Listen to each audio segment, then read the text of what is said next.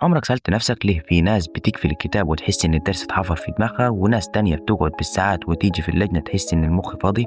الفرق مش في الذكاء ولا في الوقت، الفرق في حاجة الأطباء النفسيين بيسموها طريقة تعامل المخ مع التوتر. المفاجأة بقى إن المخ ما بيتعلمش كويس، هو متوتر. دراسات في علم النفس المعرفي بتقول إن القلق البسيط يحفز التعلم، بس القلق العالي بيقفل مراكز الذاكرة. يعني إيه؟ يعني الطالب اللي قاعد قدام الكتاب وهو خايف أو مستعجل أو حاسس إنه متأخر، مخه في وضع نجاة مش تعلم. الفكرة الأولى معلومة جديدة مش مستهلكة.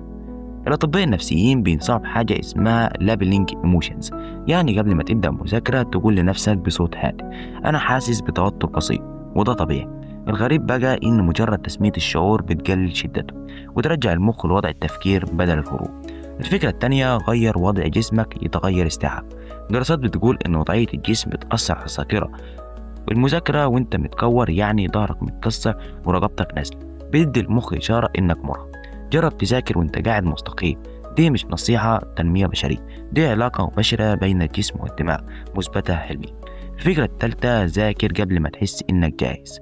المخ ما بيحبش البداية، أكتر حاجة بتضيع وقت الطالب اليوشنز اوف ريدنس. تستنى لما تبقى في مود المذاكرة. الحقيقة النفسية المود بيجي بعد ما تبدأ مش قبلها. ابدأ حتى وانت مش طايق، بعد 5 دقايق المخ يدخل تلقائيا في المسار. وأخيرا بقى، المذاكرة مش حرب ولا جلد ذات ولا عدد ساعات، هي إدارة نفسية ذكية. هدي مخك، عدل جسمك، ابدأ قبل ما تتحمس، وكل حاجة بسيطة صح. لو حسيت إن الكلام ده مختلف فعلا، لايك دلوقتي عشان يوصل لغيرك. اللي جاي هيخليك تذاكر بعقل مش بعزاء. وخليك فاكر: اللي بيفهم المخ بيسبق.